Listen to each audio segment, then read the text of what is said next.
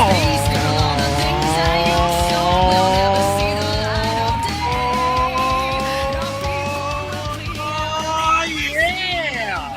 Thank you, Bad Mary, for that too sweet playing.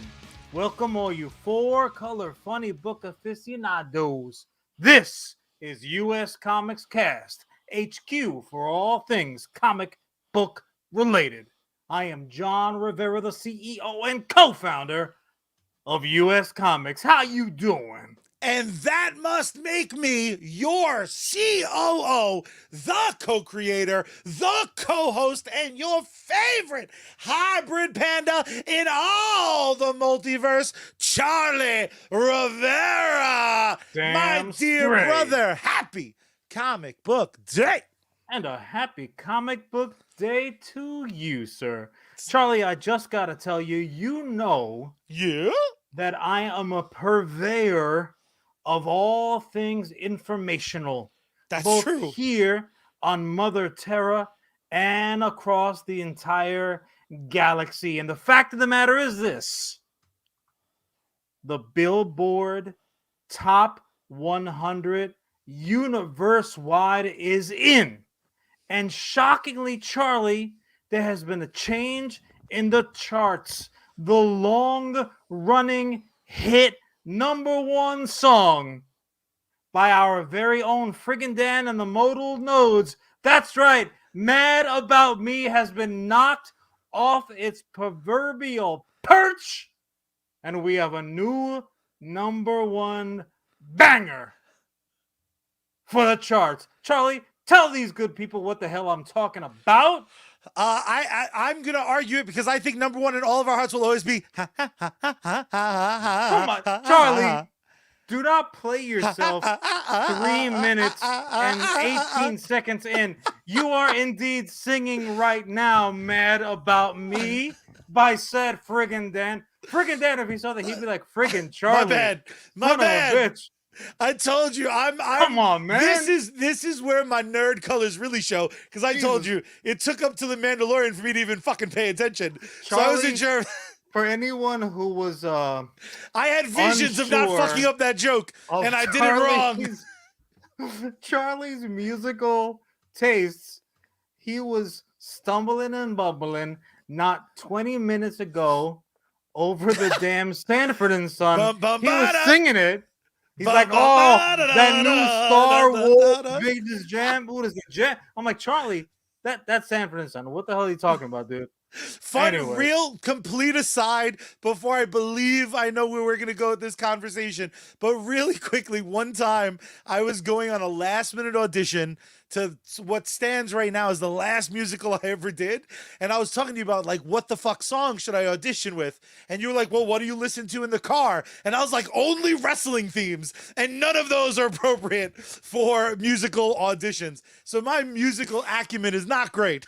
Charlie's like, for the role of Jesus, I would like to perform with Vince McMahon's intro song, No Chance in Hell. No I think chance. you'll see No the chance direct in hell. parallels between these two mighty, mighty musicals. How great would it be, though, if Jesus walks on stage just doing the Vince McMahon walk? Oh, you know for a fact, after the vicious beatdown that the Romans gave him, after the denial, not just by his own apostles, but by the greater group of historical New Testament Jews, he and being locked up, having the rock rolled in front of, then he's got to go down to hell for just a hot minute to then rise up, show off the little. He's like, hey, look what I got. Show off a little new the first piercing that the Bible refers to, and then after all that, roll open the gates of heaven and come strolling in with just tons of souls, just like, no chance. A little bit of D'Lo Brown head. I like that. Woof, my goof. I like that a lot, man. So what you, other than that amazing visual of Vince McMahon playing Jesus, which now will haunt my dreams, weirdest opening to a show ever. That's going to happen. I wish we could move into the animation section of the U.S. comics and make that a visual for everyone to It would appreciate. it would just be amazing. Oh my But goodness what are you gracious. watching? What are you doing? How's the week finding you? Charlie, I think we have properly buried said lead, and clearly we are talking nothing but Star Wars Visions. I Ooh! ingested the entire damn thing. I mean, I'm not gonna thumbs up, thumbs down it. I loved the damn thing. I'm right there with you. And also, I love that this was Disney Plus's seemingly first real like popcorn chicken drop. Like it's first, like they were like, just take them all. They're short. They're like between Oh, I 9 and gotcha. 14 minutes. You can just have them all, Charlie. We know you'll piss and moan if we just give you one at a time. We don't And want to I would hear have. it. Just take them. What's amazing about something like Visions or the and it's not a perfect parallel, but like the Animatrix before it, what's great is if there was one particular episode of Visions you didn't like, just wait like 8 more minutes. Like 8 more minutes, you're gonna get a totally different anime Star Wars flavor. The parallels to Animatrix is actually a fair one for the fact that they're all it's not just that they tackle different topics and different narratives. It's the fact that they're entirely different animation styles. Yeah, Right. So that's the nice thing about them being very transparent about like, okay, this is coming from this studio, this is coming from that studio. So none of those particular studios were tasked of stepping outside their own box, except for give us a dope anime in the Star Wars universe. You're not tethered to any canon. Just go fuck. It really was a great example of like, these are not only our toys, we're going to give you molding clay, paint, and you can take any toys you had before. Do you fucking like Naruto? You're in. Do you like, I'm going to screw it up because the reference that pops into my head is Mega Man, but obviously I'm thinking of Robot Boy. Ah, damn it. We'll just say Mega Man. What was amazing about it was seeing all the different styles just being allowed to go play. Now, the reason I said it's not identical to something like Animatrix was still canonical to the Matrix trilogy and video games and comics. All that is one established universe. Just by the sheer nature of the Matrix, anything that these people can kind of imagine is canon. They're who's like, gonna say like one of the reboots? No, the Matrix isn't a film noir. What is like, motherfucker? When I close my eyes, it absolutely is. So take a walk, kick rocks. I will say this though, before we throw praise, because again, I'm happy to say I loved it, because the couple that I maybe didn't love, I'm never gonna fucking watch again, and it took me 9 minutes to realize I didn't love it. The one criticism I will give is, you know how all the books and all the video games that happened before the Disney Star Wars merger are now considered like legends in the Star Wars universe? It's like, that's campfire stories. I think that may have been a better device than just no device. And I don't know that anyone but me gives a shit. I don't know if anyone but me wanted a Watcher-esque like way to be like, I love the idea of to jump out of order a bit. There's an episode called The Twins where they're just straight up fighting in space, and I'm like, that shit sounds like a campfire story. Dude, on Endor, they're just like, they fucked riding each other up. The tip of an X-wing. Never mind the fact that it's a Sith on an X-wing. We'll put that aside, because that was like, you're not even allowed to play toys this way. I'm like, no. He is riding the tip of an X-wing like he was the angel on the hood of a Rolls Royce. He was like the horn on the end of a unicorn's face. I mean, again, it was impressive. There's an amazing cast, but sometimes you hear names of even people you like, and you're like, nah, I don't give a shit. So when I heard Neil Patrick Harris was going to be in it, I was like, I don't really care. It doesn't hurt it. It just doesn't help it.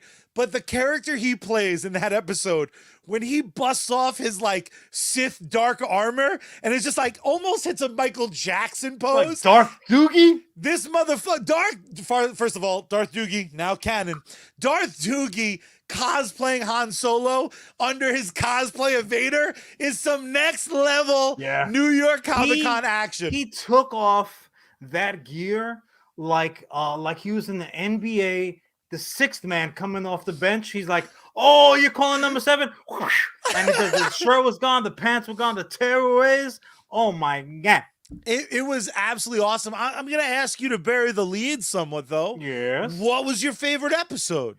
I mean, look. If you had one. I don't want to put those words in your I mouth. wasn't ever sure about your level of preparation.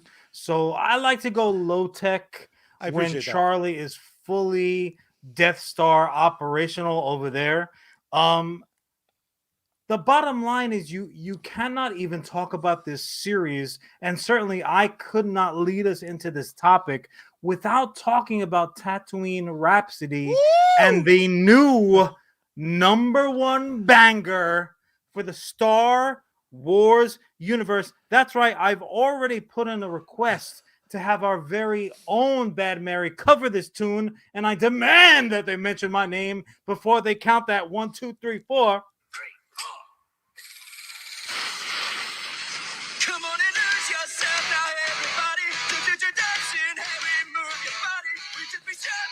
I just love that Star Wars has a punk scene.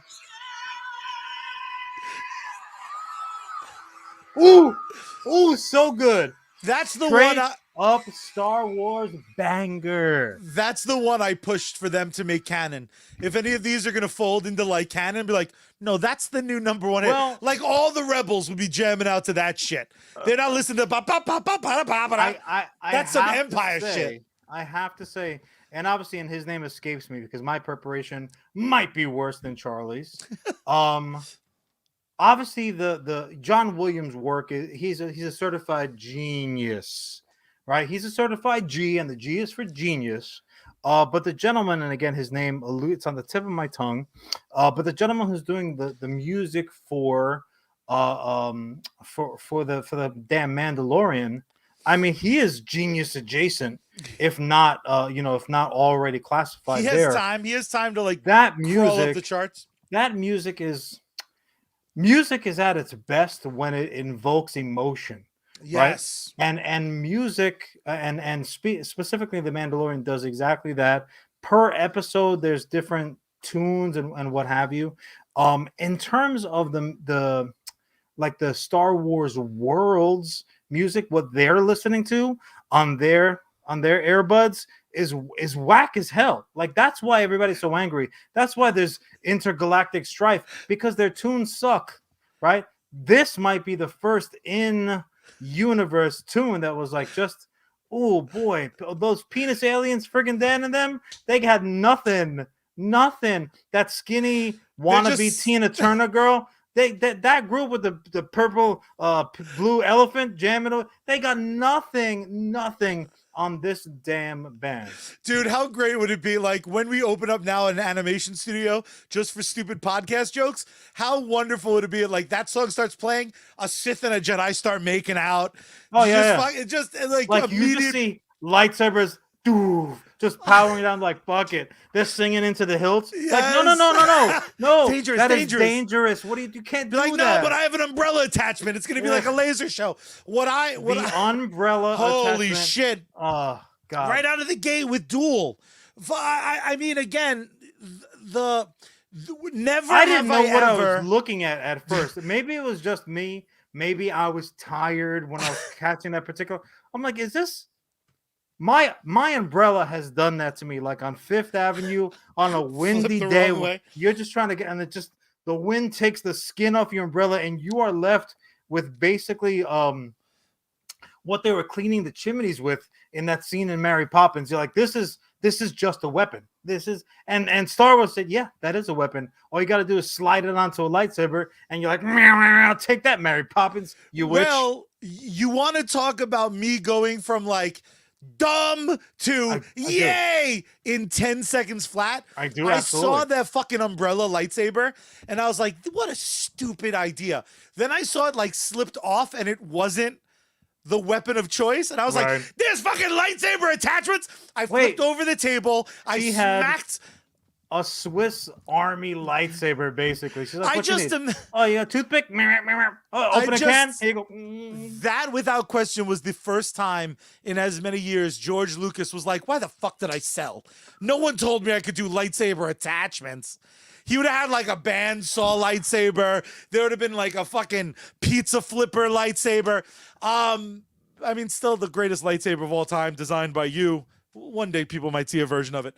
I'm not gonna say what the weapon is because you fuck yourself. You gotta pay. We give away You gotta pay too to much for free here as it is. play. But yeah, you have already referenced the twins episode, and again, if my count was correct, there were 9. And I just recently rewatched the Akakiri episode, which I'm so glad you pronounced that because I was gonna fuck it up. nice. Charlie was gonna make like prom night and fuck that up. I was literally gonna like also go like super bassy and questionable in intent. Were you gonna go like, Channel 4 news, get super ethnic only on specific words? Yeah, that comes off as very genuine, kids. I would say 2 of my favorite episodes were The Elder and Akakira. Ugh, just awful. But yeah, the elder was also good. I'll throw it right back to you. That was a fucking good. Tennis That was over a the top. very good return. Yeah. Just like the backhand, like 2-hand backhand. Ah! Now, again, I know you're not privy to ranking unnecessarily, but if I was gonna rank a number one, you just cannot. I'm just saying, for me, I'm not gonna force you to live like I live. If that was the case, you'd have a lot more Cheetos in your life. But for me, The Elder was everything from Star Wars I think I've been missing.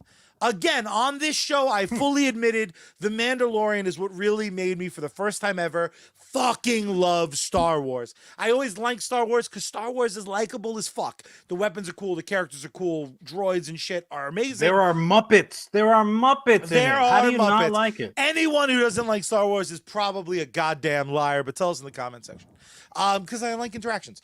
Sure. With that being said, one thing that always bugged me about the new films and the prequels, suddenly these Jedi fights have become these like crazy elaborate things, which sometimes are very cool, sometimes just are over choreographed. Hot Jedi on Jedi action. Dude, The Elder, my favorite part, there's a moment, without giving too much away, there's a moment though where this one Jedi's flex is just he slightly adjusts his feet, slightly changes the grip on his saber, and like shit's on. Like there's maybe 7 lightsaber strikes, and I was at the edge of my seat, like a tear rolled down my eye. That shit was boss. And when you talk about the freedom that something like Visions does, because they're not chained down by fucking anything. No, you don't need a Skywalker. You don't go nothing to them. Go play. What's great about that, a lot of times for me, is it helps inform things that are canon.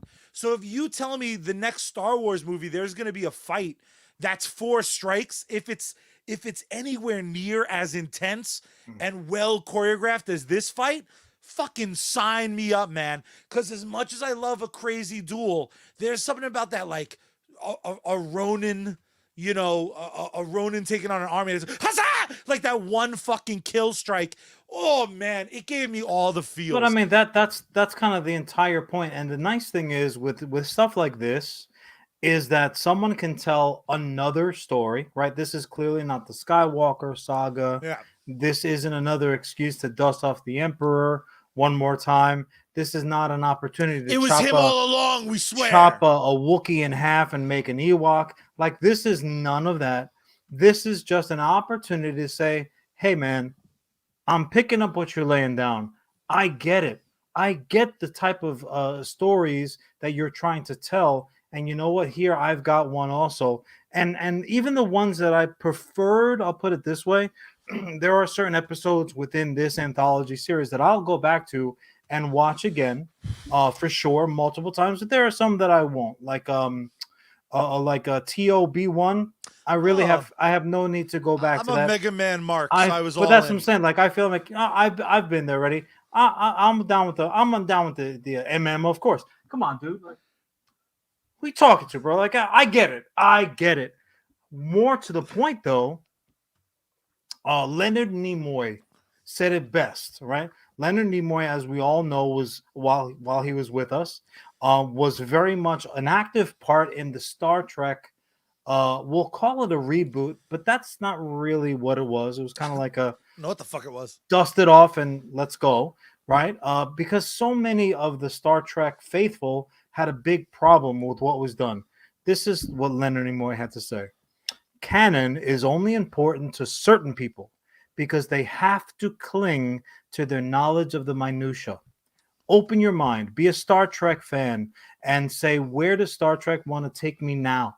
Right? So when you have new voices playing with your toys and telling different stories that didn't occur to you, that didn't occur to Lucas, that didn't even occur to the mouse, what we're getting as the end of the line consumers, we're getting content that normally we would never have seen, right? We're gonna get. They're talking about retconning the last trilogy that we got, and for their sake, for the people who were involved, obviously we've already lost some of the performers, but they could do it. They could do it, especially with the state of animation that Disney Star Wars has going on right now. You could do those.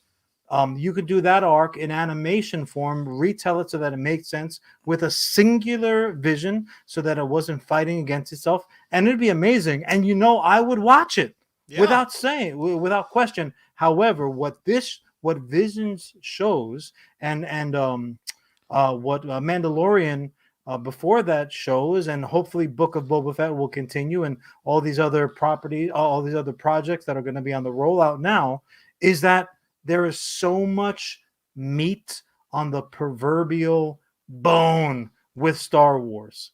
It really is. When we played Star Wars, we didn't reenact the movies. We made up our own shit. And it was stupid little kid stuff, but it was our own shit. That's what we're seeing right now. Favreau, Filoni, all of the Japanese studios that pumped out content for Star Wars Visions, that's what they're doing, and it is beautiful. It's and this is the most unlike me shit I'm ever gonna say. I'll have a Forward. salad. Oh, how dare you? I love a salad Nailed it. before my steak. Just filling up my veins with all sorts Feed of. my salad to the cow that I'm gonna eat in like 5 minutes because I want that shit to be healthy. But for me, it comes down to forward, never backward. I understand the compulsion of redoing the last saga, the last trilogy. Sure. But if we learn from Clone Wars anything, is nothing is unfixable. Like, we're a forgiving fucking people. Sure. We are sure. forgiving. So, and again, this might be sacrilege, but like Boba Fett could eat it like a bitch. When he showed up in Mandalorian, I had like my stuffed Boba Fett. I was like, fuck Sarlacc pits. It's on. When Dad Bod Boba showed up, I was all about it, dude. I was all damn about it. Coming out of our comment section off of Facebook, our buddy Jim, friend of the show, he said, I'll never jump on the Twilight fan bandwagon. Call me closed-minded if you want to. I will say this. I think that's bullish, because if there was a Star Wars story in the vein of the Twilight saga and it was good, because ultimately fucking everything can be good if the right person, I'd wind up calling Jim a liar. No offense to Jim. And Charlie, I think he would join. We all appreciate that ham-fisted transition. But I'm glad that you wear glasses for these episodes, because otherwise, if not for the reflection of your screen, we could see the math being done, but behind Charlie's eyes. That's why you gotta watch the video version. How he was gonna get from point A to point Z. It was just, what can I tell you, man? It was really impressive. But don't let me stop you. I do want to say this: the said gentleman that Charlie is going to be speaking about ever so maligningly, if that's a word, is actually getting a Black Series figure. Yes, I was gonna say, decked out in Stormtrooper armor, removable helmet, which means Charlie will steal it from you on Christmas morning. That's true. If that shit is mislabeled. Not my fault. What's amazing is George Toy Boy Lucas is gonna be a toy boy. Like, it's perfect. It's perfect. That one was better. That one was better. Thank you. But unfortunately, despite being secretly a stormtrooper, one fact remains, John. Do it. And that Toy Boy George Lucas is a liar. George Lucas, you lying son of a bitch. And why, Charlie? Why is he a liar? Because Han shot first. Put him up. Cling, cling. Salute. Oh, boy. Ooh, double gulper, baby. Delicious. Indeed, my dear brother. Start my time. Boop. I'm going to jump up and I'm going to punch a floating brick and I'm going to double in size like I'm not trying to lose weight because I need to talk about all things Super Mario. Because Super Mario Brothers is heading back to the big screen, and holy shit, has the internet ever been more unified than being like, we love most of this, but fuck one very specific aspect of it. The internet got heated. How hip are you to the announcement? Did you know that this was coming down the pike? Did you know it was going to be animated? Did you know that Nintendo was going to try to make Mario the next big hit? I mean, Sonic the Hedgehog came out and was actually fucking half decent. Well, it's funny because there was the vitriol over the Sonic visual was like tangible. Like, I felt it and I could not give a shit about Sonic going in. It was so heavy that I was like, fuck, let me dust off the old Sega and let me see what this is all about. Dude, it was fucking hard to see that first trailer and not be like, I get it. I get it. To a degree. Imagine if the Man of Steel trailer showed Superman snapping Zod's neck. That's how people must have felt when they saw that weird Sonic. Betrayed. I get it, dude. Like, I get it. But even I mean, comparing Sonic to Superman is somewhat laughable. But truth be told, even comparing Sonic to Mario, I think is like that's a tenuous leap at best.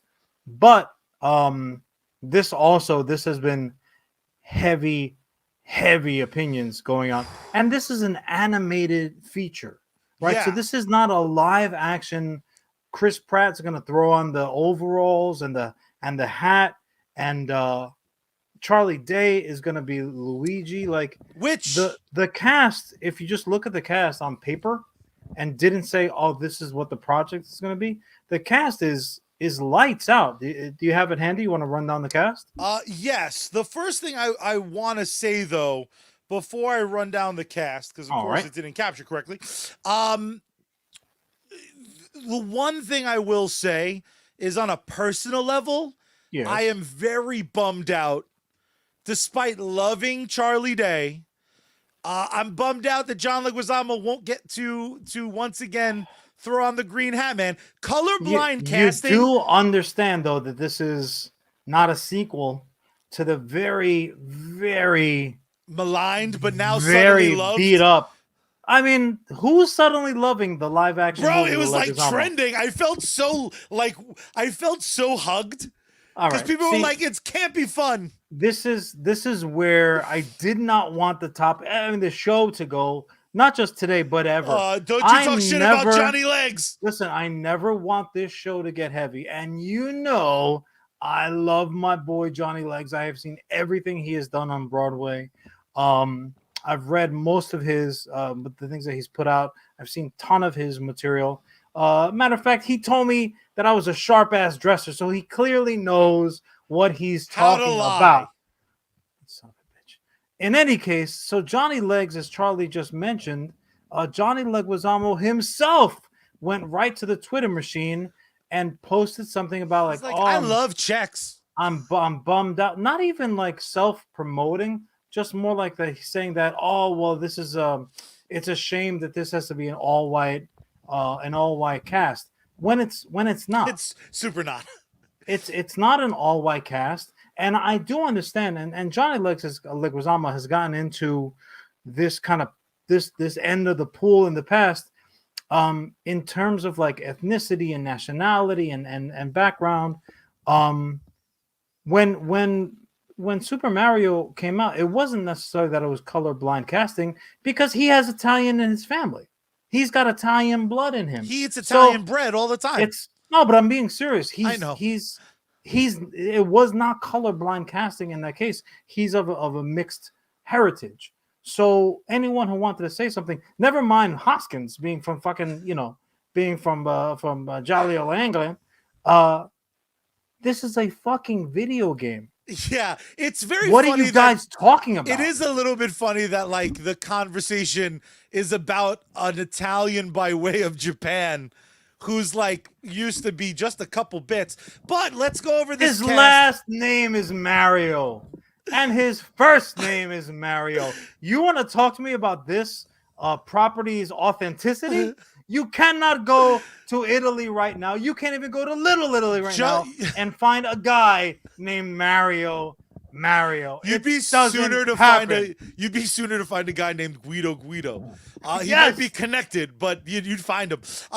Your boy, one of your favorite comedians, one of my least favorite comedians. This is one of the very few times you and I don't line up at all. But all right. Sebastian Maniscalco, is that how you say it? Jesus Christopher Cross. I mean, how do you say it? Help him out. Maybe he'll send you tickets. Maniscalco. Gotcha. I'm fucking it up. Your mispronunciation was so bad that mine has permanently been altered. Oh, amazing. We have Keegan-Michael Key playing Toad. We have Kevin Michael Richardson, who's like been in every fucking cartoon ever, playing Kamek, who I don't know what that is. He's like an authentic voice actor. He's goddamn tremendous. One of the greatest bass tones ever. We got Fred Armisen playing Cranky Kong, which I like. Here's $8. Like, I'm just gonna fucking see it now. Seth Rogen as Donkey Kong. Yes, please. Jack Black as Bowser. Charlie Day as Luigi. If it can't be Johnny Legs, let that shit be. Let that shit be Charlie Day. Anya Taylor-Joy as Princess Peach. And they even managed to get Charles Martinet, who famously is Luigi. He's famously Mario. I think he's Bowser, Waluigi, Walagio, whatever that guy's name is. He's going to cameo all the fuck over the movie. But what the issue is none of those names. They didn't even hop on the John Leguizamo bandwagon of like, let's get people of color, because it doesn't make fucking sense. Although I still Where's love Anya Taylor-Joy from? Whiteland, Argentina, knucklehead. Don't cry for me, Princess Peach. Kevin Michael Richardson, the blackest. With that being said, because I luckily someone took the bait in our Facebook chat. And Fred Armisen. They said they should hire actual voice actors for cartoons. They fucking should not, because actors act, and some can do voice work, and not all of them can do. And again, this talk should shows. not be a heavy topic whatsoever. We are talking about sewer running, turtle smashing, mushroom eating plumbers. What are we talking about here? And first, mostly it's Sebastian Maniscalco. God damn it. Sorry. Anyways. Yes. So wait, let me help. Sebastian Mansatafello? Sebastian Mantavragoci. I mean, any chance, that 0.0001 chance of him coming, you have shattered. This makes no sense to me. Well, let me go. As a person of color, this is a bullshit non-starter of a topic. And both regarding people's races of the people whose voice they are performing. Look, I know that there are people out there who disagree with me vehemently. Maybe Charlie, you might be one of them. But like Big Mouth just went through something very similar. Yeah. I am all for giving everybody in the world every opportunity that life affords them. I'm all about it. But putting on my producer hat, if I'm going to make a movie, with all due respect to the most talented voice actors in the world out there, first of all, the gentleman that voices Mario, he comes in for like half an hour. He does a whole game. It takes him no time. You're going to tell me he's going to go ahead and do. Maybe this dude has zero acting chops. No, but before, not to cut you off, I want to paint a word picture for the people at home. Could you imagine 90 minutes of someone going like, "Oh, we got to get to the castle"? Fucking Super Mario had, like you said, it's 30 minutes for an 80-hour game. That shit would be the most fucking annoying shit ever. And obviously the cast is thick. So it's not just gonna. It's not playing a Mario game where like you're in the third person and you're looking at his rum shaker the whole time. There's clearly gonna be like dialogue happening, so there's gonna be other actors involved in the process. But my point is this: we've come to this place where now anything that you bring up, you have to almost say, okay, what are people gonna have a problem with? Like literally, people take umbrage with anything. This is a video game, silly little kid movie, right? How is that going to be representation to anybody except the individuals cashing that check for their performance? That's not representation. That's not somebody sitting saying, "Oh, that cartoon doesn't look like me." That's very easy to fix. That's called illustration. You can make them look however the hell you want. You want them to have a bifurcated tail and wings? Done. Could Done. you imagine if there, and I'll open this as a challenge. So stupid. Why am I angry about this? Do you think there's like a little Italian kid who every day insists on wearing like a red cap and overalls? And like he has like a pencil thin little kid mustache that's stained orange from cola, who's like, I only identify as Super Mario. Look, as a young gentleman who had a pretty respectable Tom Selleck beard in 6th grade, I can tell you, our heroes that look like us, they're few and far between. So I had to settle for a Superman here, for Captain America there, and you know what? You make do. You squint. You let your TV get a little bit of dust on it. Everyone looks tan. For my entertainment dollar, if you are going to be making a property that I am into, just give me the best performers that your wallet can handle. Truly.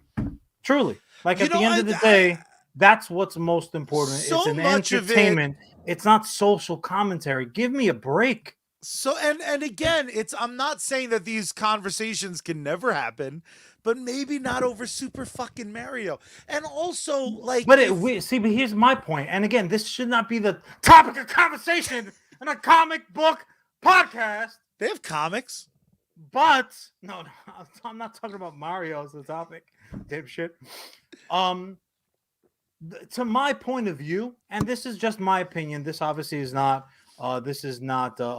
Official, even U.S. Comics official, because Charlie might disagree. Probably actually to save our demographic. Probably better that you do. I hate women. Oh fuck. Charlie's done. To my fucking point. When you rise up, right? If people are gonna march on Washington over the casting of Mario as a voiceover, then ultimately what you're doing is you are weakening the next argument over something that is actually valid, right? I want to see representation in my superhero lineup of the characters. Yeah. I don't give a world's damn over who voices them in whatever adaptation happens. So at the end of the day, you really have to pick and choose. Is this the hill that you're going to die on? This one? Super Mario jumping on flagpoles? Because look, you want to say, oh, well, you know what? I love how pissed you are. regardless of ethnicities, regardless of Chris Pratt, he's too tall. Really? No. All right, I'm so glad Wolverine. this is a topic. Wolverine. Nobody cared about Wolverine's height when he was translated to the big screen. So you know what? Mario can take a walk and just take whoever we get him.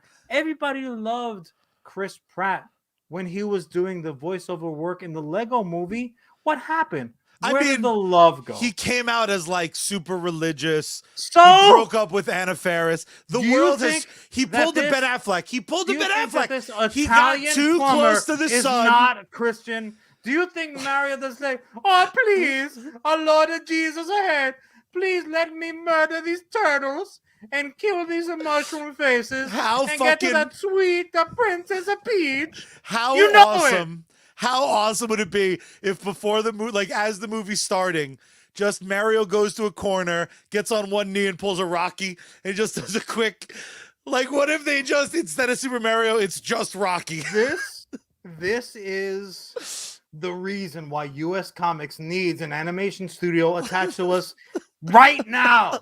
No, there's no time to wait, because what I'm imagining is just like, they decide, you know what, we're gonna make an animated Super Mario Brothers. Okay, this is what we're gonna do. Everybody else is doing it. We're gonna rip off Christopher Nolan. I want a dark, stormy background. You see, like it's just like blacks and blues. Everything's black and blues, and then you see the Mario Brothers just walking up.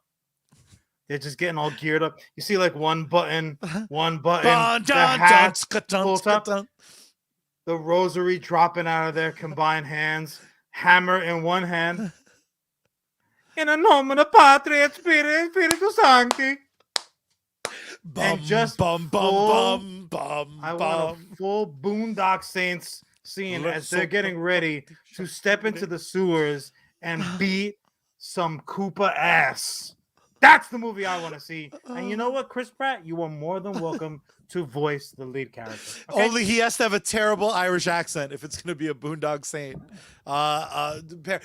First and first, mostly, those need to be animated like right the fuck now. Yeah. I know we have... Ellis, I know you're here. Get to work. We have more than one artist. If I do not see Leave the those Japanese posters, bikini models alone.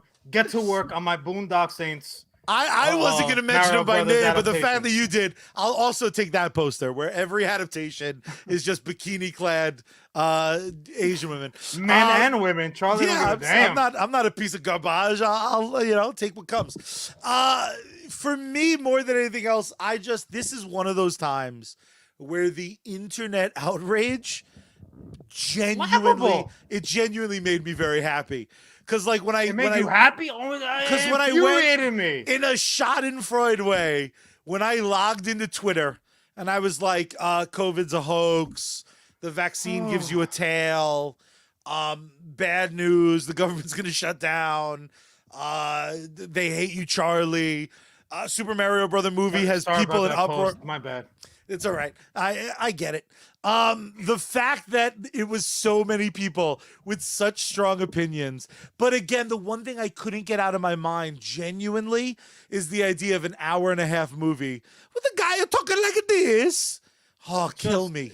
Kill me. I have no idea, truly. And you know what? I welcome anyone watching or listening or reading this inevitable transcript in court. If you feel strongly, you know what? John crushed a bunch of turtles with a hammer. I'm sorry. I'm sorry that the friend Mike is not here of aforementioned Bad Mary, because he is a huge Nintendo guy. Like he's the expert that you call into court if you are going to debate this shit. I wish he could have been with us here today, but we have him, Italian. We've got him reserved for another topic. But truly, anyone who's with us, let me know. Am I wrong? Is Charlie wrong? Like, is this really a big deal? Honestly, all of the people who yell at the top of their lungs regarding representation, Johnny Legs, if this gets to you, please feel free to reach out to us. We've got multiple autographs of yours lying around. Like, I feel like we've prepaid for your appearance. Am I wrong? Am I crazy? Because this does get under my skin. We lost I your mean, the audio. thing So is, I had my cough button on still because I'm good bad at job. podcasting. Stink. You know what's funny is I had a long conversation with a buddy of mine who is non-binary, and we were talking about why the last man, and we were talking about like representation, and I guess I don't live in a world where DC's vibe has become a 60-year video game character that everyone loves to know if I would be offended if Chris Pratt did the voice for it. It's so strange. My particular corner of the universe, Mhm. the stuff that matters to me and doesn't matter to me ebbs and flows quite a bit, because if I've never had to actively think about it, like if they did a reboot of Jay and I Silent was gonna Bob in say, like, 30 years, what would offend you? genuinely I love vibe. So if on the CW they cast Do an me a favor, Irish guy, mute the mic again, rude. because you're just talking pure garbage right now. Or when they did the current Blue Beetle, Ted another Cord? another Or no no, no Reyes, Robbie Reyes, Reyes. yeah. Or the new Ghost Rider. These characters are so new to Yeah. the world of fiction that I would almost, like, in my head, I go, well, obviously you cast a Latino for that.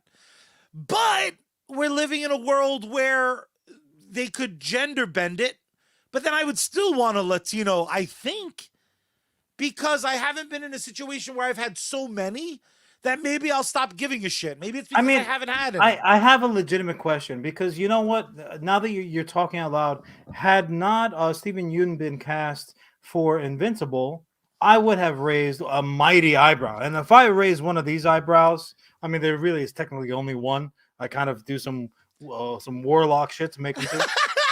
But You look like Rick from Rick and Morty. if a non-Asian, I mean Sanchez, Rivera, they're not too far off. If a non-Asian had been cast in that role, the voice cast in that role, that would have been fucked up. I agree. But you know what, this though? is Mario.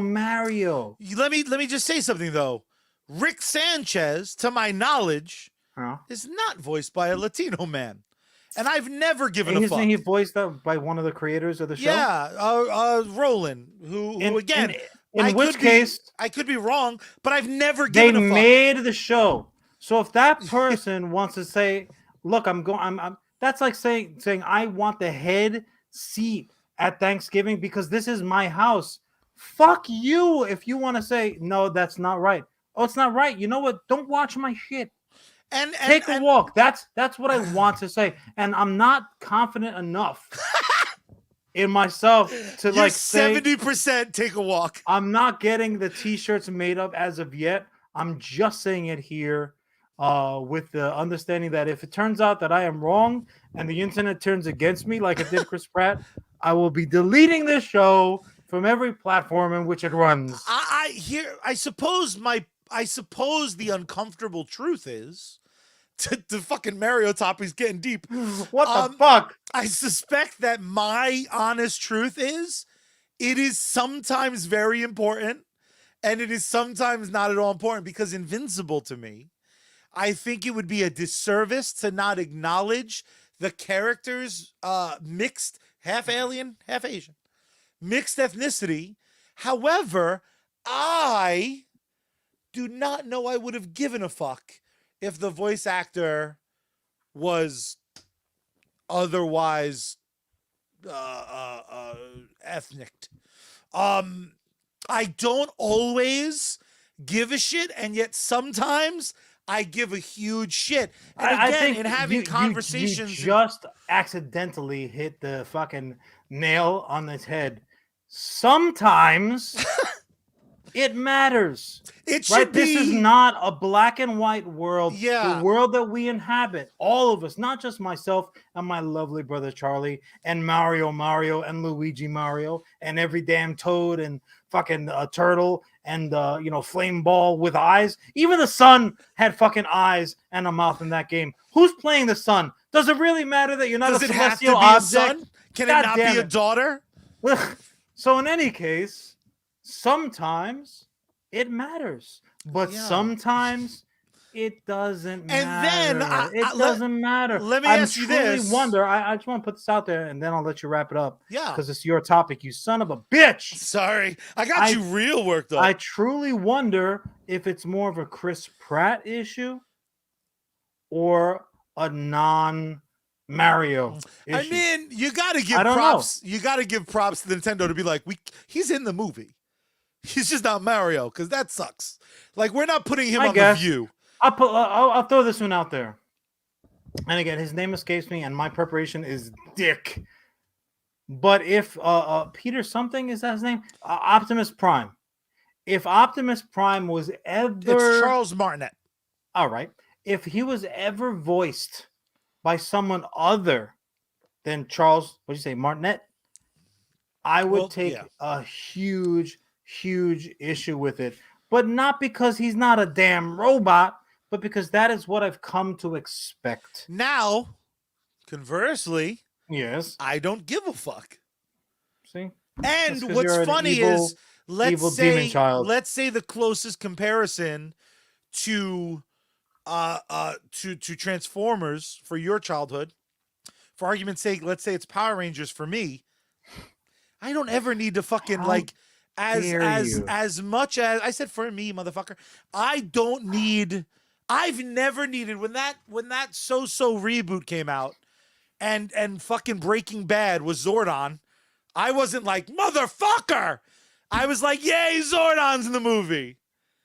Like, there is, however, for the new, like, this is how fucking insane I am. And I think the problem is discourse on the internet is so full of shit because no one's ever willing to admit that, like, sometimes it's not okay and sometimes it is. Because John Leguizamo, to me, should always be the voice of the clown in a Spawn thing. So the new Spawn movie coming out, and that movie sucks. That's just goofy as hell. But also, it's like, then I have to ask myself, to what degree do I give a shit? And it's very little. It shows up on my radar as giving a shit, but it's like a shot of shit. Yeah, like, and you know what? This also the last thing, and then we'll wrap it up because I think we're over. We're not. Ultimately, we're right on time, bitch. All right. So, like I said, we'll wrap it up. Ultimately, it all comes down to like, I give a shit. Okay, how much? Yeah. How much? You should have to give a percentage.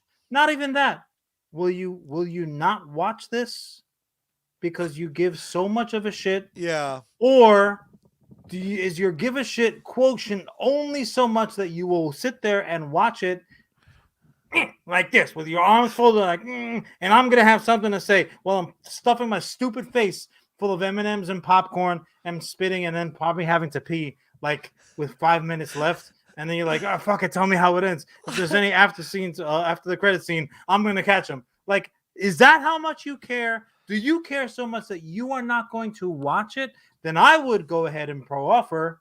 You are not really that big of a fucking fan. Because if you're a big fan, you're going to see it no matter what. I don't want to be an asshole, you have though. Something to bitch about. No, see, I don't want to. Again, we seconds left, so we'll piggyback to this another time. But you never saw 2016's Ghostbusters. I didn't. That's right. You're a huge Ghostbuster fan. I am indeed. I'm a Ghostbusters But you fan. just said that right. Then you clearly aren't such a big fan that you would have seen what proved to be a shit movie. No, because the 2016 Ghostbusters existed in a bubble. You know what else I haven't seen? I haven't seen the fucking goofy monkey version of the Ghostbusters cartoon. I haven't seen 1 second of it. Do I know that it exists? Have I seen the stupid live action TV but that's show? Not the same thing. Which it is the same thing. No, because then everything lives in a bubble. No, because Charlie, this Super Mario's movie is, for lack of a better term, and with all due respect to Leonard Nimoy, it is canon. This is a canonical fucking story for the Mario brothers running around town. Makes sense. It is it's completely different. I stand my ground. Point goes to Rivera. Well, you know who else always stands their ground? our wonderful, wonderful sponsors. This week, Yes. our first sponsor is the absolute amazing Bad Mary. You can find them across all social media at Bad Mary Band. You can go to the website, badmary.com, to get t-shirts, stickers, albums. My favorite part is you can listen to every single track Bad Mary has released on every single streaming service. If you want to, support them financially over on patreon.com/Bad Mary. Bad Mary, I love them. You will too. John, who's our next sponsor? Look at this, Charlie. There is only one. It's the gentleman with stripes on the sleeve. You can find him on Facebook Gaming. You can find him over on the purple site. That is Twitch. Dadgummit. He's running multiple streams every day. He's running around the New World. He's doing supporter games on the Call of Duty. He's doing contests. He's doing all kinds of crazy shit. Giveaways. Just don't be a sucker. Check out Sergeant Finesse. Consider becoming a supporter. However, also as well as, if you need to pick me up, go ahead and follow the White Rabbit over to sneakenergy.com. So good. However, if you're looking for some fresh new gear, do yourself a favor, go over to geeksunleashed.com. Use code SARGE at checkout there when the Sarge is on deck. Ooh, your salute, son. Sarge is running around the New World, Charlie. I don't know if you know anything about this new MMO that has hit the computer screens all over the damn place. It is crazy. People are logging in to run around the New World. Basically, it looks like if Brotherhood of the Wolf had vicious, angry sex with the Pirates of the Caribbean ride in Florida. It's fucking awesome. People are logging in. There are 1,000-player queues just to get into the game right now. That's how hot it is. Sarge is already ripping it up, but he's still playing the other games. Definitely worth checking out. Yeah, I'm a good supporter, so I just like put it on no matter what I'm doing. I'm like, nah, that needs to be on my screen. He could be playing Pac-Man. You're like, oh, great, good move. Paku. Great, It means flap great, on mouth. great dub, Sarge. Like, it's his loading screen, man. What the hell are you talking about? Hey, man, it's still great. I have to ask Still you this, counts. John. Still counts. Yes. Are you ready for me to start your time, you delicious man? You know what? Your damn topic, as goofy as it was, has got my blood pressure all up. Good topic, Let me me. take. Start my time. Started. Charlie. Uh-oh, I don't like your tone already. I'm so scared. Rivera. You and your goofy Super Mario Brothers movie. I'm so glad I wound up with that Johnny topic. Legs and Chris Pratt and all of them can just get to stepping because Even Anya Taylor-Joy? nah, she can stay. I bet she can. So there's no debate. My childhood was head and shoulders superior to any little punk ass millennial. Ooh, I got the Power Rangers. Ooh, Scrooge McDuck. Ooh, fuck out of here. The 80s was singularly the greatest time in which to be a goofy child. And so much of the goodness that we have here, Charlie, we were referencing Transformers earlier. Naturally, know that He-Man is running around. G.I. Joe is doing his thing. Look, before anybody could talk about the stormtroopers not hitting shit, there were lasers flying out of M16s on both the G.I. Joe and Cobra side. They're not shooting shit. Taking down a plane. Everybody's parachuting out. Yeah, that get at it. Oh, poor kid Trini, RIP. But that being said, so much of the goody good that we had as 80s kids were imports. Yes. So much of the goody good that we had, somebody had first, and they were hand-me-downs. And Charlie, wouldn't you know it, we did not give a damn because we were the greatest kids ever. Our little micro generation, we have been through it all. We've seen it all. We've had the technology since day one. Come at me, bro. Come at me. Tell me different. You can't do it. Got me all worked up over goddamn Super Mario Brothers. But the bottom line is this. our imports that came over from Japan made the difference. We've talked about Voltron here before. We've talked about Battle of the Planets. We've got the new pops up on the wall. We've talked about all this dope content that came over by way of Japan. I'm not entirely sure how it happened, which is rare because even if I don't know, most of the time I'll make that shit up. How the fuck have we not talked about Saint Seiya? Saint Seiya and the Knights of the Zodiac. What is the matter with us? Now, Charlie, I realize that you were just a little drooling mouth, goofy millennial baby. But Charlie, what was your first impression, or at all, of damn Saint Seiya and the Knights of the Zodiac? So there were a billion imports brought over after, obviously, You're welcome. before, and thank you. But there was kind of a second boom, specifically for a lot of the toy lines, that they were like, Power Rangers is hot. Let's get some toys that look vaguely like Power Rangers out there. So for me, my first introduction came well after Power Rangers. They showed up all over KB Toys. So I was working part-time at KB Toys. Go on. And I saw these. I remember their action feature was they had like a spring. So you pull back their arm and they'd be like, Fwahata. That's a slinky. You're talking about a slinky, and that was the hot shit. These motherfuckers had store. built-in slinkies, awesome metallic armor. So my first introduction was seeing this stuff as a teenager and then searching it out. And thank God the internet was a thing, because I was able to see all of their Zodiac action. Look, so I hear you, and you know what? Sometimes toys can be the entrance way. The bottom line is this: a lot of the greatest stuff that we had as '80s kids only existed to push toys on us, like that dealer that gives you the first one for free. Like, oh, just a little taste, little kid. Go down so smooth. Yeah, they give you the first one for free because they know they have a customer for life. So yes, we got a lot of our best cartoon series in the '80s.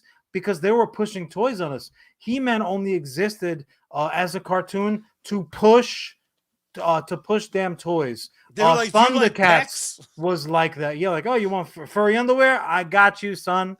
Thundercats was like that. Matter of fact, at least on the American side of the market,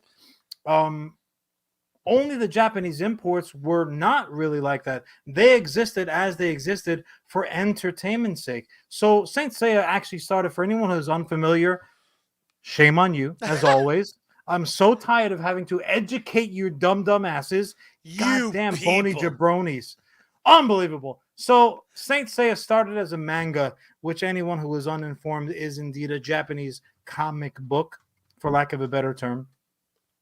And then was adapted into an anime, i.e. Japanese cartoon, which is one of those things that stylistically, kind of like Visions that we were just talking about.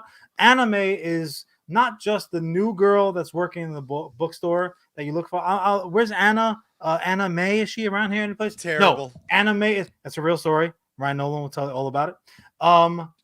So anime style is instantly identifiable. You're not going to come across and be like, oh, I wonder if this is the new South Park. No.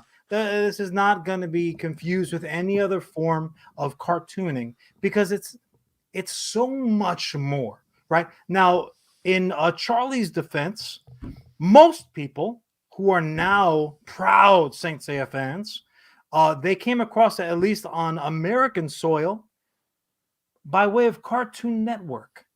So when Cartoon Network... Oh, God bless Cartoon Network. When Charlie... I mean, look, Cartoon Network brought most of us our introductions into, I don't know, things like Attack on Titan, the last Avatar, the last Airbender, Cowboy Bebop, who was swinging off of that jazzy space Western nuts. Holy shit, That opening credit scene. Oh boy, we'll save that for later. A Death Note. I mean, there is content upon content upon content which came to us by way of this delivery system. Now, In my want to say veins, this. baby. I want to say this. Here we are in 2021. Saint Seiya has had 7 different animation or anime titles, right? Complete titles. So like this is the difference between like people say, "Oh, remember the Super Friends?" Yeah, but there was the you know, there was the League of Super Friends and there was the Superheroes Hour. Like there were different collections of these stories. This was episode by episode told an ongoing story. This was like you're saying confusing season 4 with season 5 of Game of Thrones. Like, what the fuck are you talking about? So much stuff happened. You can't just skip ahead. You needed to watch them in order. So they have 7 series of the anime. They have movies, cartoon movies. This was before Transformers was killing off Optimus and all kinds of major characters in front of little crying 6, 7, 8-year-olds' eyes in the theaters. Even before that, Saint Seiya was doing it over in Japan. They've had no fewer than 6 feature films over there. And it really has only recently come to light because this is what happens. Sometimes it takes the voices screaming outside with pitchforks and fucking tiki torches on fire and shit like that. Like, what? What's going on? What's everybody so up in arms about? Similarly to the damn Italian plumber problem that we're having, people are up in arms yet again over this new live action adaptation flick that we're expecting the Hollywood treatment for Saint Seiya. It's coming. I feel like of all the adaptations, this probably, because what studio is doing it? Do you have that in front of you? It doesn't matter. This adaptation truly is one of those things that I imagine when they bought the rights, they were like, they're Saint Seiya fans, but like, it's not fucking Transformers. 30 years, Charlie. So we've got be able to 30 years of Saint Seiya fan making. You know, the Zodiac is screaming, man. You know, studios are like that. We're gonna make them teenagers with attitude. I get why people of all things. These are not turtles. These are not goofy Power Rangers that nobody cares about. This shit is important. Don't you understand? This is a manga and an anime. They basically took sexy boys. They said, go do what you got to do. Don't worry about that stuff. This was there were the hair metal bands of the anime world, and we didn't damn care. They were like the Iggy Pop, like, yeah, Tyson Nushi, he must work out. This was the fucking fighting in this series was so legit. Matter of fact, when the original creator came to, he wanted to make a straight up wrestling anime or manga series, I should say. But he said, you know what? We could probably work this other thing. You want to talk about this? It is very pro wrestling. Yeah, of course, dude. They use zodiac signs, baby. The series opens up. It's a straight up. You want to talk about like Mortal Kombat? Get in the back of the fucking room, bro. You want to talk about like tournament with stakes? Oh, you want to get? Oh boy, like the tournament fighting. It was a huge part of the first introduction. Now I do want to backtrack a little bit because, and I want to ask you. I don't want to monopolize the mic. When you first caught it on, the Adult Swim, Cartoon Network, what was your initial reaction to it? The cartoon, the anime I'm talking about, not the toys. I am of a generation where if Cartoon Network put it on, you're like, this must be good. It was like, well, they know better. The fucking robot. I've dedicated hours of floating French fries and meatballs rolling around. I'll give this a watch. The hours I've dedicated to not sleeping because it just wouldn't fucking stop. I'm like, it's 3 a.m. What's this show? What? And like you said, Saint Seiya is another one of those. So this is something I have to admit. Did you like it or did you not like it? That was my question, Carol. Well, but I want to elaborate it slightly. Holy shit. Dragon Ball Z never did anything for me. Okay. Dragon Ball never did This is anything for not me Dragon Ball because it had VQFRL. like 10 minutes of last time and 10 minutes of next time. So when Saint Seiya That's why you didn't like started, it? yeah, it was like it sucked. How Um, cutesy, like, for me, Saint Seiya, I remember from the first moment I saw it, it was this like amazing, visceral action. And I distinctly remember because it was my infancy of me loving anime. So and the dubbing was good. Like the dubbing wasn't great, but it was good. It wasn't laughably bad. So I was able to fully invest. And I remember it was on like 3 a.m.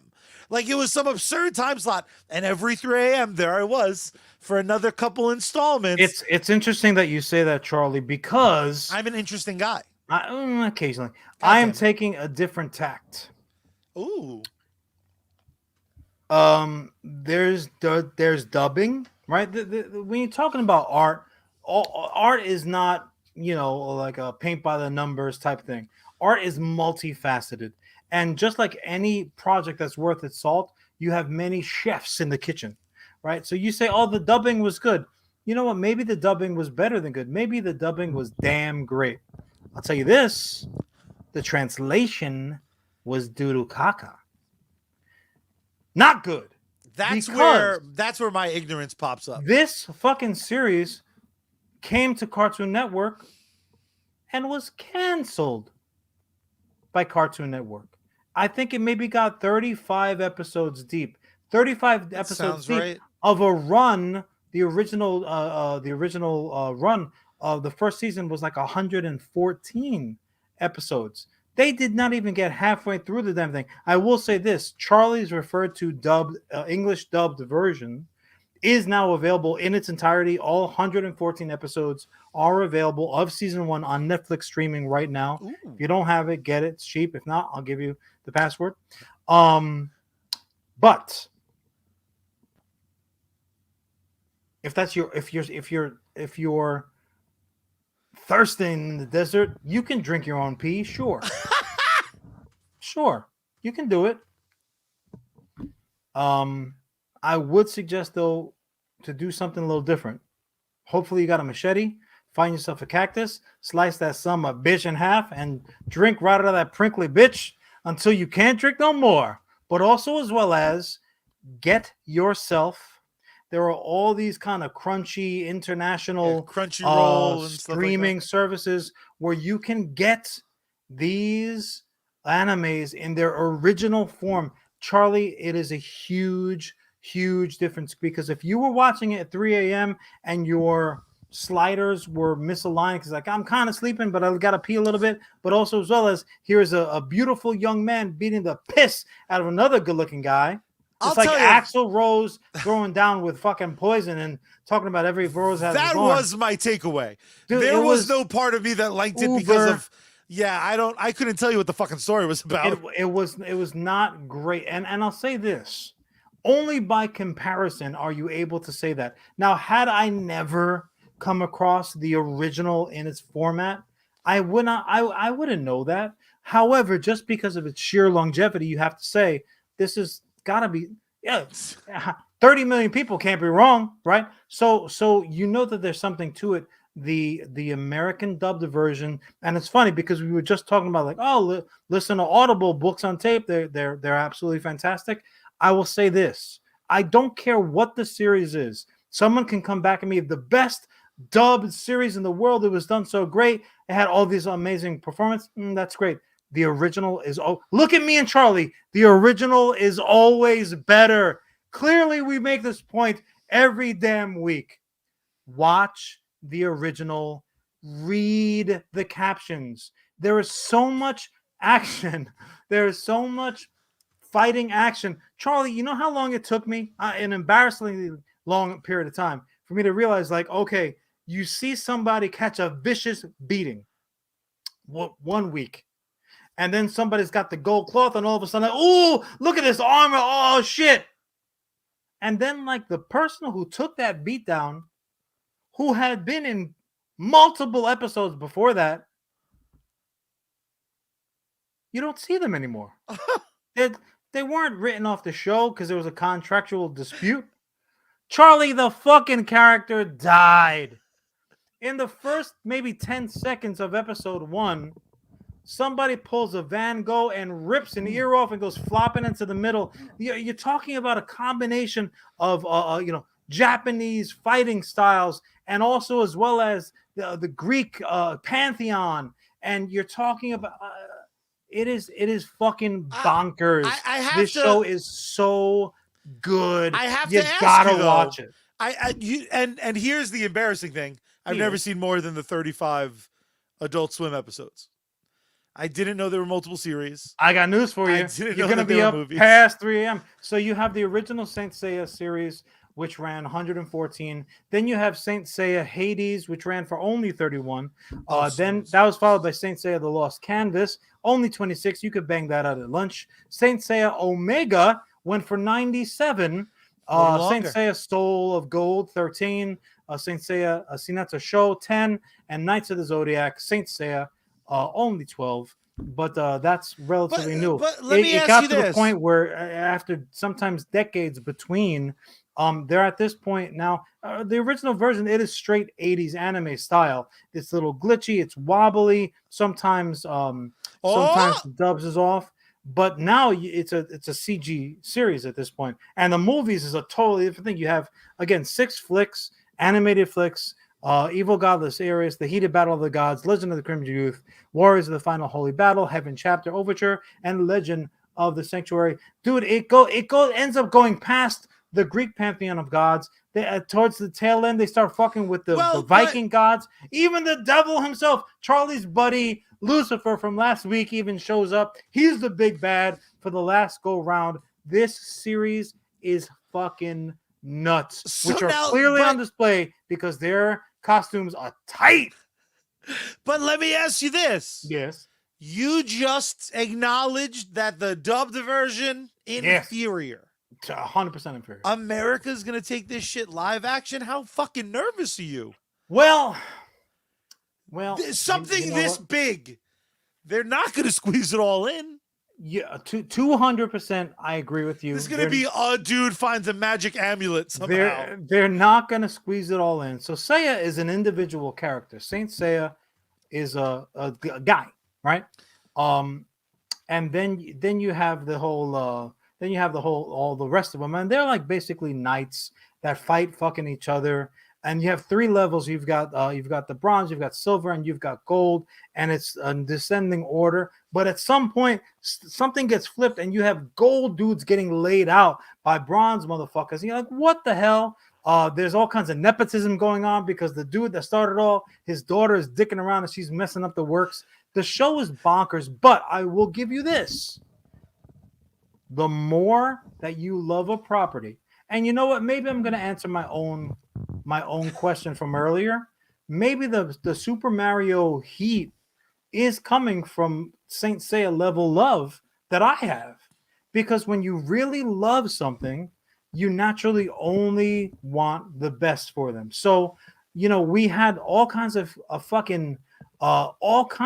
shit being thrown, and rightfully so, over the Death Note adaptation. I loved the source material. Did not love the adaptation. Avatar: The Last Airbender. Oof. There were people hissing and throwing shit at the screens when we saw it. That little bald kid. I'm embarrassed to say I had never seen the anime before. So the movie, I was like, these are some good ideas. I was the one guy in the theater, like, not miserable. And then I saw the anime and I was like, oh. Well, but here's the other thing too. So I was equally worried about Invincible. Oh yeah. And I was fucking so scared. I'm like, I love this content so much. Just don't fuck it up, please. And I felt the same way about Cowboy Bebop. Cowboy Bebop is a beloved anime series. My butthole getting the live action treatment right now, but I gotta say it right now, I am not Nostradamus, but everything thus far, it looks like they're treating it exactly like I would. Are you now? This is something I'm actually genuinely curious about. Yeah. Not that we have endless time left, but are you a person who enjoys seeing the buildup? Are you going to be on the internet machine looking for like, I want to see what the costume design is. I'm so excited to see who gets cast. You know what's really Who's interesting, direct? Charlie? Because I dive into that shit. Ghostbusters Afterlife has been like a Oh, 5-year experience for me. You cannot help yourself. You're addicted. You're gleefully there. This shit comes to me like stray fucking dogs when I'm on a run. This stuff just comes to me. So and by the way, it's Sony Pictures, which obviously is a Japanese firm, and Toei. So Ooh. they're the ones bringing the upcoming live action adaptation of Knights of the Zodiac. Our boy's been left off. It is a star-studded cast. So let me just read this much. Oh, it's already been got to me. cast. Holy shit. So in terms of the American audiences, they're able to kind of pacify themselves. Game of Thrones own Sean Bean. The biggest issue that I have with Sean Bean is that his names don't rhyme. His name should either be Sean Bon or Sheen Bean. But in any case, Femke Janssen, who's still looking good. Woo! Still looking good. She's carrying that X-Men round this heat with her. Damn. So they've already been cast. Tons of Japanese American actors. I'm gonna mispronounce this. I apologize. Please don't come beat the shit out of me. Makaneyu has been cast. He eventually is the titular leader. Fucking legend from the OG days of Johnny Boy, Sonny Chiba.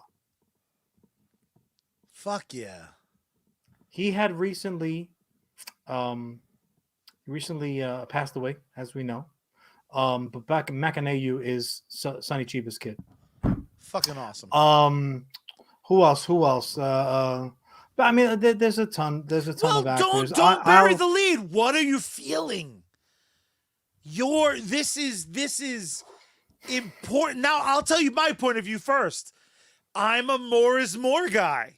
So now I have all this fucking anime I can go through. I'm super excited. And as I go through it, and I fucking will, I'm going to go through hundreds of episodes and even more hours of this shit. Sorry, what's going to happen is I'm just going to get fucking more and more excited.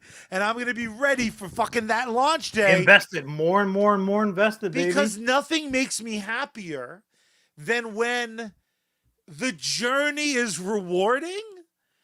Fuck yes.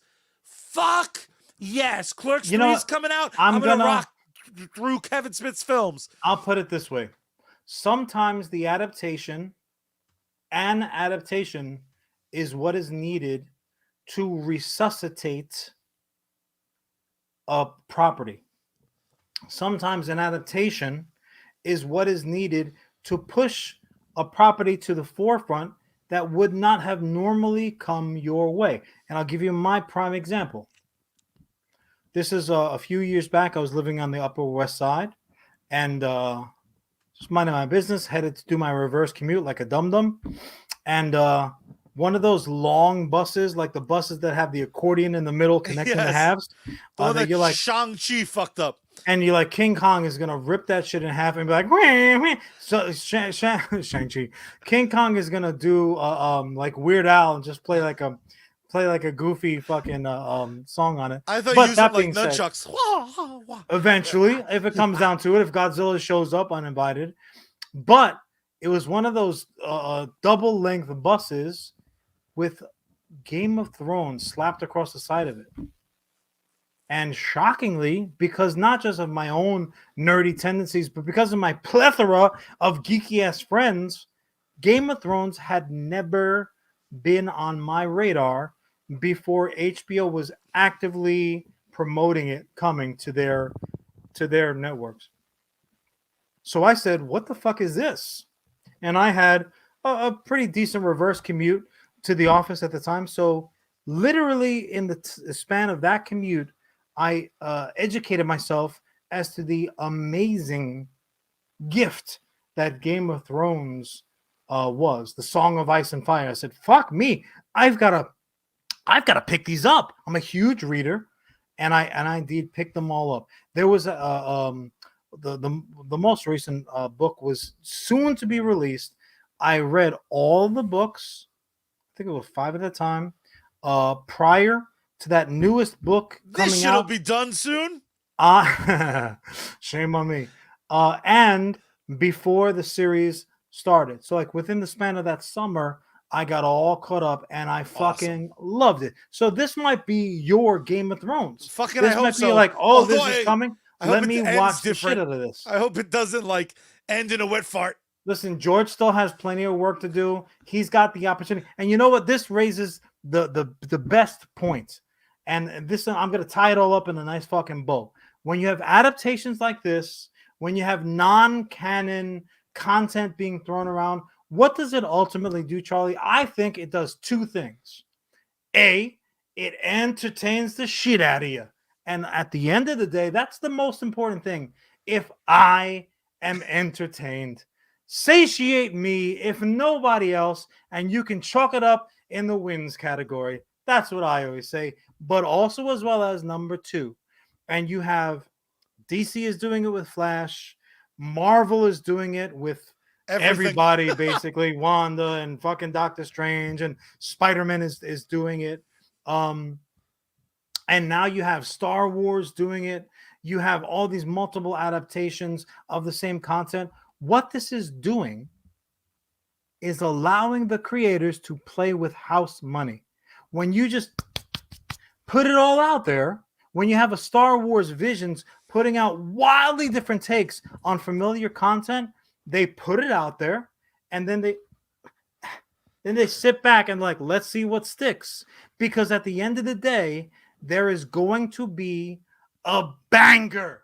There's going to be a banger that knocks friggin' Dan and the Modal Nodes off the charts. And they can say, oh, you like that shit? Oh, you liked Mandalorian?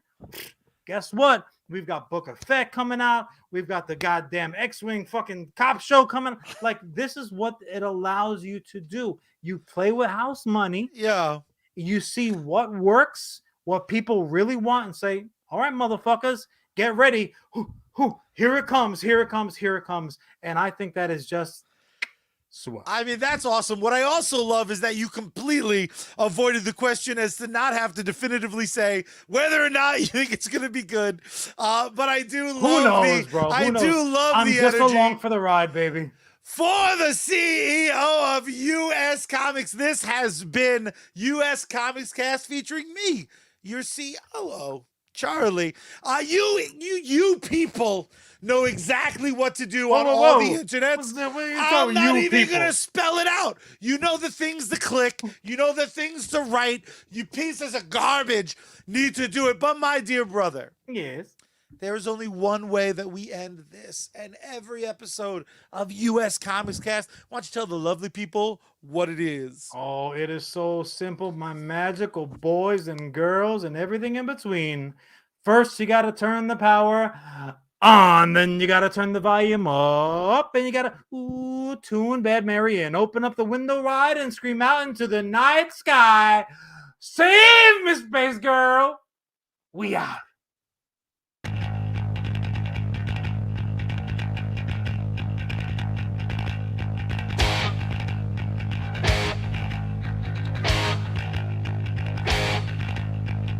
It is the morning now, the world did not come down. We've gotta face the shit we've done.